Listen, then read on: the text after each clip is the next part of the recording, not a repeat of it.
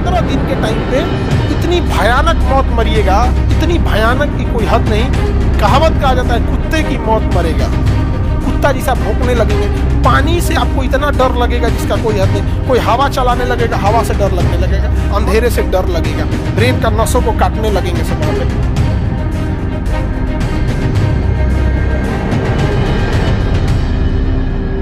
कुत्ता, बिल्ली, जानवर किसी काटने से क्या होगा? रेबीज। किसी कुत्ते के काटने से रेबीज नहीं होता है, उसके शरीर में पहले से रेबीज होता है, उसके शरीर में पहले से रेबीज होता है, और रेबीज उसके लार ग्रंथि में ज्यादा अवेलेबल होता है यहाँ पे। अब तो कुत्ता बिल्ली ऐसे ना अपने मुंह से भी ऐसे ऐसे साफ करते रहता है। देखिए उन का कान उन खुजलाना होगा तो ऐसे ऐसे बैठ के ऐसे खुजलाएगा, देखिएगा ना यहाँ पे। बूढ़ कुकुर हो जाता है तो हमेशा कुछ ना कुछ उपटले रहता है उन का हमेशा। तो उन के हाथ पंजे में भी क्या आता है? रेबीज आ जाता है। तो अब लोगों को लगता है इसे पकड़ लिया तो कोई दिक्कत, अरे मुँह हुआ सब खुजलाते रहते हैं उसी से। तो ये वह रेबीज वायरस से फैलता।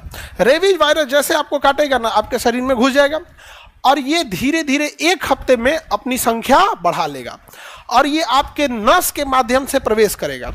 और जैसे नस के माध्यम से प्रवेश करेगा ना, तो इसे पतली नसों में रहना पसंद है, तो सीधे कहाँ चला जाएगा? ब्रेन में। और ब्रेन में कहेगा कि कितना अच्छा नस है यहाँ पे, एकदम पातर पातर, कोनो भीड़ भाड़ नहीं है। इधर उधर के नस में तो ऐसे हड़हड़ा के पानी जा रहा था, हड़हड़ा के यहाँ पे इतना अच्छा नस है। ए अब हो इधर हल जा, सब कब्जिया लेगा सब ब्रेन में।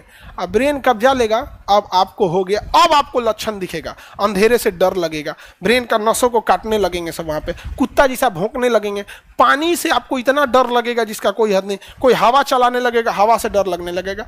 मतलब 15 दिन के टाइम पे इतनी भयानक मौत मरिएगा, इतनी भयानक की कोई हद नहीं। कहावत कहा जाता है कुत्ते की मौत मरेगा।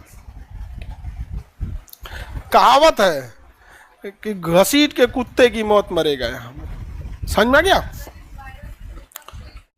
कुत्ता मर जाता है सब।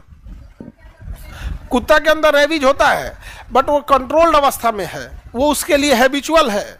और वो रेबीज अगर बहुत ज्यादा उसमें फैल गया तो कुत्ता भी मर जाता है। रेबीज जब कुत्ते पे अटैक कर देता है ज्यादा लेवल पर उसके ब्रेन को, तो कहते हैं लोग कुत्ता पागल हो गया है। तो कुत्ता कैसे पागल हो जाता है? क्या कुत्ता को टेंशन थोड़े है कि पगला जाएगा? वहां पे टेंशन से कुत्ता थोड़ी पागल होता है। वो रेबीज वगैरह उसका अटैक होता है रेबीज का, तो क्या हो जाता है? पागल हो जाएगा। तो इसका इंजेक्शन लगाना जरूरी है। जैसे कुत्ता काटे सबसे पहले उस एरिया को अच्छा से धुलिए, और वहां पे साबुन से धुलिए, और साबुन को 2-4 मिनट वहां छोड़ दीजिए। समझा गया? साबुन की खासियत क्या होती है कि डिटर्जेंट जो होता है वो कितना भी खतरनाक बैक्टीरिया और वायरस हो, उसकी बाहरी खबर को, उसकी कोशिका भित्तियों को फाड़ देता है। कोशिका भित्ति फाड़ दिया, माइटोकॉन्ड्रिया एंटेन सब बाहर चला गया, मर गया वहां पे। तो साबुन ही नहीं गया, ऐसे ऐसे धोए चल दिए।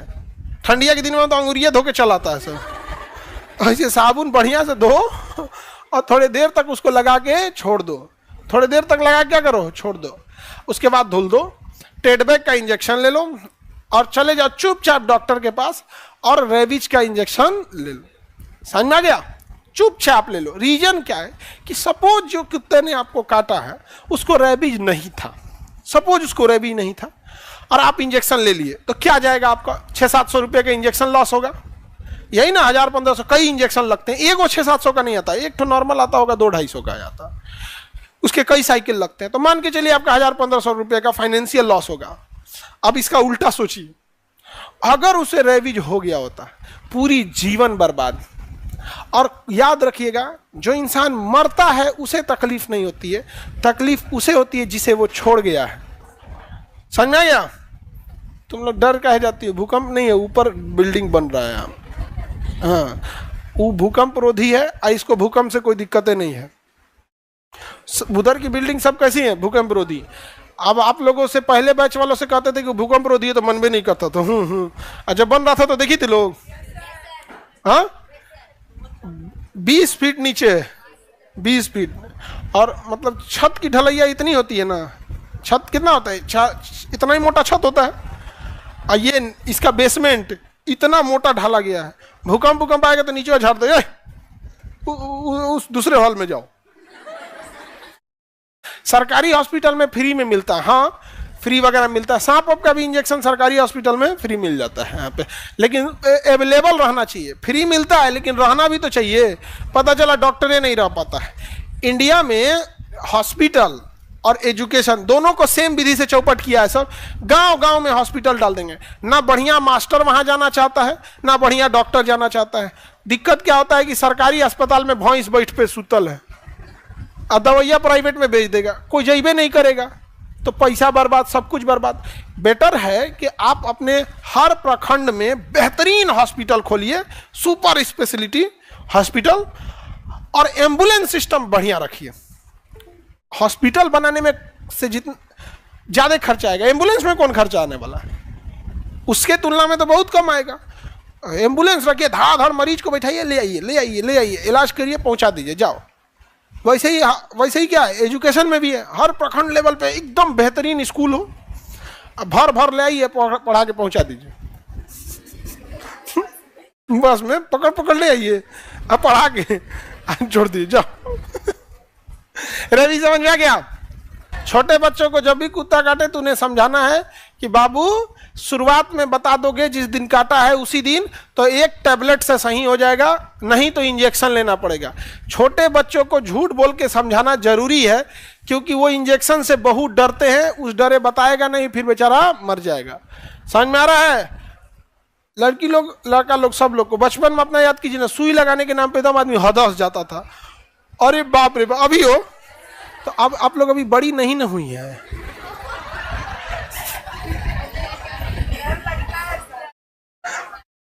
तुम लोग को डर लगता है? अरे डर क्या, पता है कि अब थोड़ा सा दर्द करेगा यहाँ पे, लेकिन जब वक्त के साथ दिमाग बड़ा होने लगता है ना, डर खत्म हो जाता है। लेकिन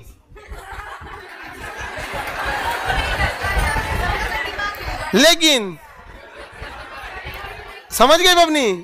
हाँ, कैसा लगता होगा, इसे खटखट खटखट अंदरवा करता होगा। अरे बड़ बैग में छोट सामान रखो, ठक ठक ठक नहीं करेगा।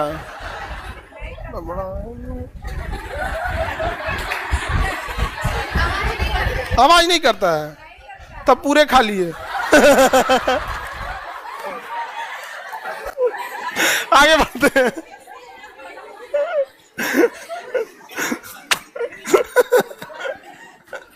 आगे बढ़ते हैं हम लोग। पूरा भरा भी रहेगा तो भी आवाज नहीं करेगा, नहीं समझी? हाँ अच्छा, पूरा भरा हुआ है, हाँ ठीक है, तो आज नहीं करेगा। तब अब क्या भरा है अब कौन जाने। देहात में कहा जाता है कि तेरे दिमाग में तो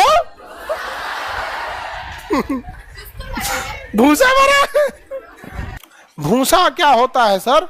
तब तुम्हारे दिमाग में गोबर भरा है। तुम्हें अगर भूसा नहीं पता है तो